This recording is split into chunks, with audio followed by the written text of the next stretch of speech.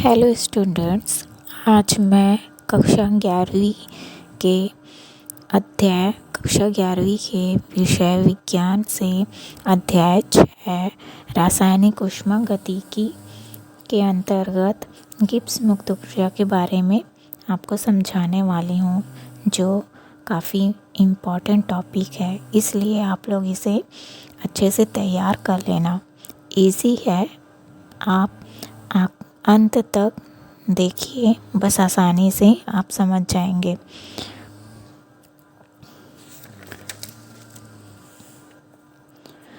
तो आइए हम अब गिब्स मुक्त ऊर्जा के बारे में पढ़ते हैं। गिब्स मुक्त ऊर्जा होता क्या है? तो सबसे पहले बच्चों गिब्स मुक्त ऊर्जा की अवधारणा किसने की थी? तो जे विलार्ड गिब्स ने किया था। जे विलार्ड गिब्स एक वैज्ञानिक का नाम है जिसने गिब्स मुक्त ऊर्जा की अवधारणा की थी। ये लिखना बहुत ज़रूरी है क्योंकि ये वैज्ञानिक का नाम है।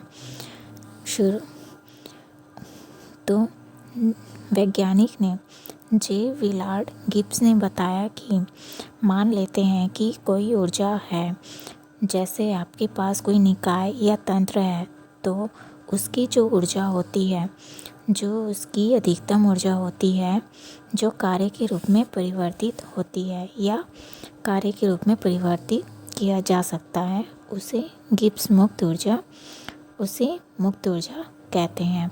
मतलब जैसे कि आपके पास कोई निकाय है, उसके पास कुछ ऊर्जा है और उस ऊर्जा को हम गिब्स मुक्त ऊर्जा कहेंगे।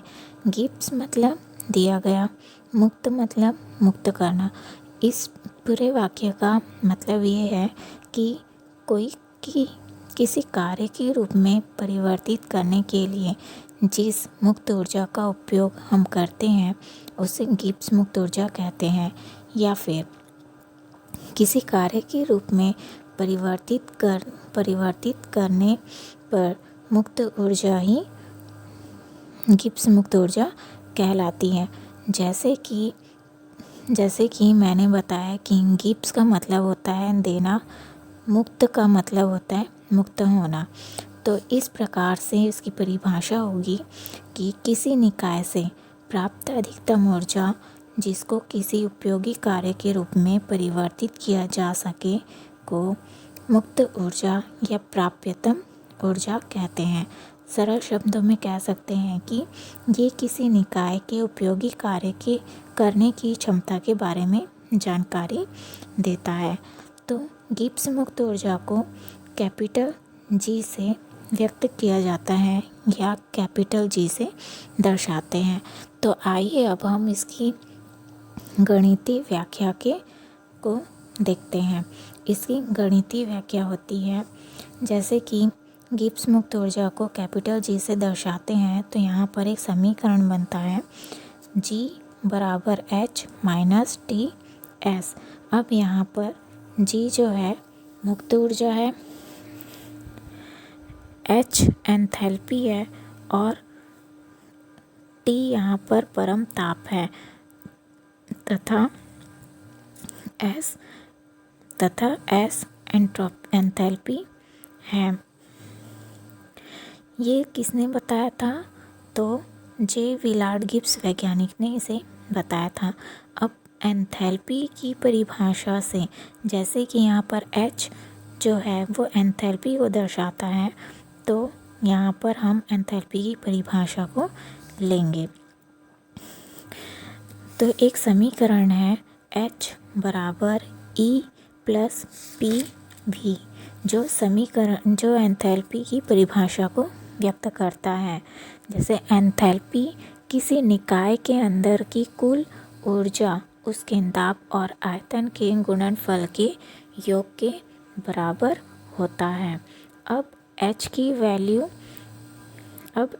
वैल्यू ऊपर समीकरण में रखते हैं तो एक नया समीकरण मिलता है जो है G बराबर E plus P V minus T S. अब इसको परिवर्तन में व्यक्त करते हैं। परिवर्तन में व्यक्त करने पर परिवर्तन मतलब डेल के रूप में परिवर्तित करने पर डेल का मतलब होता है परिवर्तित होना या परिवर्तित हो रहा है, इसलिए इसके दो डिफरेंस मिले, इसलिए इसको डेल से प्रदर्शित करते हैं। तो परिवर्तन के रूप में इसको प्रदर्शित करते हैं, तो इस प्रकार से इसे परिवर्तन के रूप में लिखा जा सकता है। जैसे ऊर्जा में परिवर्तन को व्यक्त करने पर जो समीकरण मिलता है वो है डेल जी बराबर डेल ई प्लस डेल कोष्टक में पी वी माइनस डेल कोष्टक में टी एस। अब यहाँ पर जो कांस्टेंट होगा उसे बाहर कर लेंगे, जैसे कि डेल जी बराबर del E plus P del V minus T del S.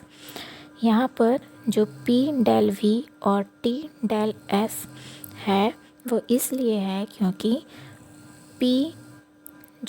P दाब स्थिर है तो P को बाहर कर लेंगे जिससे P डेल वी हो जाएगा, और ताप स्थिर है तो T को बाहर कर लेंगे जिससे T डेल एस हो जाएगा। अब यहाँ पर del H enthalpy del H बराबर del E plus P del V होता है, मतलब डेल ई का मान डेल एच का मान डेल ई और पी डेल वी के बराबर होता है। तो यहाँ पर जो del E plus del V की जगह पर डेल एच लिख सकते हैं। तो हम ऊपर के समीकरण पर इस del E plus P del V की जगह डेल एच स्थापित करेंगे तो एक नया समीकरण प्राप्त होता है, जो है डेल जी बराबर del H minus T del S. ये एक गिब्स मुक्त ऊर्जा में परिवर्तन का रासायनिक समीकरण है, जिसे गिब्स हेल्महोल्ट्ज़ समीकरण के नाम से भी जाना जाता है। तो याद रखिएगा गिब्स मुक्त ऊर्जा को गिब्स हेल्महोल्ट्ज़ समीकरण भी कहते हैं। इस समीकरण का उपयोग किसी प्रक्रम की स्वतः होने के परीक्षण के रूप में किया जाता है। स्वतः प्रक्रिया हेतु डेल जी का माप ऋणात्मक होना चाहिए। तो इस तरह से गिब्स मुक्त ऊर्जा या गिब्स हेल्महोल्ट्ज़ समीकरण टॉपिक कंप्लीट होता है। अगर कभी भी परीक्षा में पूछा जाए कि गिब्स हेल्महोल्ट्ज़ समीकरण किसे कहते हैं गिब्स हेल्महोल्ट्ज़ समीकरण की व्याख्या कीजिए, तो गिब्स मुक्त ऊर्जा की व्याख्या करेंगे। तो इस तरह से गिब्स मुक्त ऊर्जा या गिब्स हेल्महोल्ट्ज़ समीकरण टॉपिक कंप्लीट होता है। तो धन्यवाद।